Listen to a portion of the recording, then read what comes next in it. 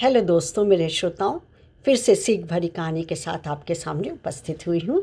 जी हाँ, मैं motivation stories के नाम से प्रेरणादायक कहानी नामक शीर्षक के अंतर्गत आपको वीडियो शेयर करती हूँ। इस शेयरिंग का तात्पर्य और ध्येय मेरा यही होता है कि समाज के कुछ खास वर्ग, जैसे बच्चा बाल वर्ग है, 9 साल से ज़्यादा, 8 साल से ज़्यादा, किशोर वर्ग, युवा वर्ग तक, जो आज थोड़ा संस्कार ही विहीन हो रहे हैं, उनके वैल्यूज़, मॉरल वैल्यूज़ डिटेरियोरेट कर रहे हैं, तो उन तक संदेश पहुंचाना होता है कि हमारे लिए क्या ज़रूरी होता है। अब देखिए, आजकल तो बालक 2-2, 3-3 साल के पढ़ने लगते हैं। उन्हें शिक्षाप्रद कहानी, क्या मॉरल वैल्यूज़ हैं, क्या हमको शिक्षा इस कहानी से मिलती है, आजकल पाठ्यक्रम में लगभग विलुप्त से हो गए हैं। लेकिन कहानी के माध्यम से वो अपने में उस पात्र को, अच्छे पात्र को उतारना और जीना जानते हैं और करते भी हैं। और विद्यार्थी तो फिर किशोर युवा वर्ग तक तो देखिए होते ही होते हैं। विद्यार्थी कहीं ना कहीं कुछ ना करते हैं, आजकल प्रोफेशनल कोर्सेज करते हैं, तो लगभग 22 से लेकर के 24-25 साल तक वो लगभग पढ़ता है, यानी कि चेष्टा करता रहता है, पढ़ाई करता रहता है और अपने पैरों पे खड़े होने के लिए सतत प्रयत्न करता रहता है। तो आज भी ऐसी एक कहानी है, ज्ञान पिपासु। पहले मैं बता दूं, ज्ञान तो हर उम्र में लिया जा सकता है, लेकिन विशेषकर विद्यार्थी के लिए कहा जाता है कि काक चेष्टा, यानी कौवे जैसी चेष्टा रहनी चाहिए। बगो ध्यानम, बगलो जैसा ध्यान, बगला जैसा होता है, ध्यान करता रहता है कब मछली आए पानी में और मैं उसको पकड़ लूँ। श्वान निद्रा, यानी कुत्ते की निद्रा बहुत बहुत हल्की होती है, एक जरा सी आहट में वो उठ जाता है। तथैव च अल्पहारी, इसके अलावा क्या है, उसको कम खाना चाहिए, क्योंकि ज़्यादा खाने से क्या है, आलस आएगा, आलस से नींद आएगी, नींद आएगी तो आपकी पढ़ाई छूट जाएगी। गृह त्यागी विद्यार्थी पंचलक्षण, गृह त्यागी का मतलब घर त्याग छोड़ के संन्यास नहीं लेना है, यानी अपने काम से काम रखे, पढ़े लिखे और जितना भरसक हो सके घर के काम काज में हाथ बटा करके और फिर से उसको पढ़ाई करनी चाहिए। तो ऐसे ही एक कहानी मैं इसको लेकर सुनाती हूँ कि एक गुरु थे, उनके 2 शिष्य थे। एक पढ़ाई में बहुत तेज था, ज्ञानी था, और दूसरा क्या है, फिसड्डी था, थोड़ा आलसी था। बार बार गुरुजी उसको कहते कि देखो तुम पढ़ा करो, तुम मेहनत करो, बस इतना ही हो पाता है मुझसे, बस इतना ही करके हो जाता है। और पहले शिष्य की क्या है, हर जगह प्रशंसा होती थी, मान सम्मान होता था, और तो और गुरु भी उसको ज़्यादा समय देते थे, ज़्यादा उसको कहीं कहीं प्रवचन देने के लिए भेज देते थे। जबकि दूसरे शिष्य के लोग उपेक्षा करते थे, नहीं उतना ज्ञान था उसमें।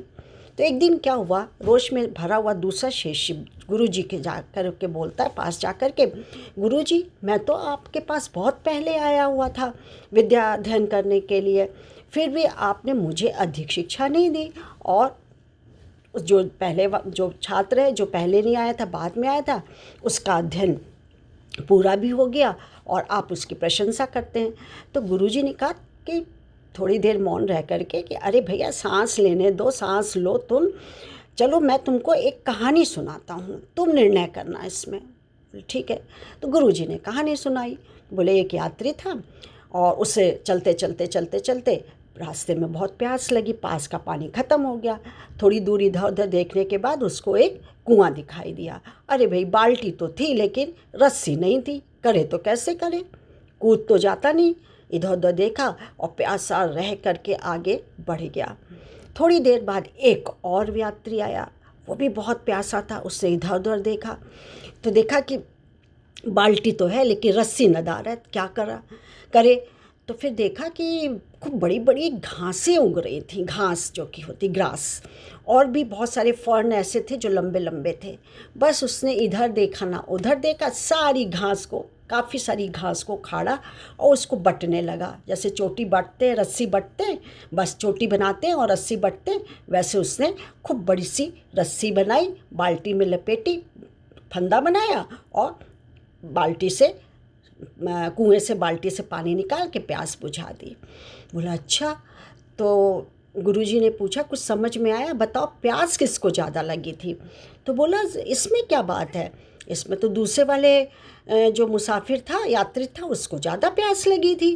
तो बोले हाँ, वो एकदम प्यासा था, पिपासा जिसको कहते हैं, प्यासा बिल्कुल वो था, लेकिन उसने अपने परिश्रम से, मेहनत से, अकल से, ज्ञान से उसने उस घास में भी रस्सी को ढूंढा, रस्सी को बनाया, फंदा बनाया और अपनी प्यास बुझा दी।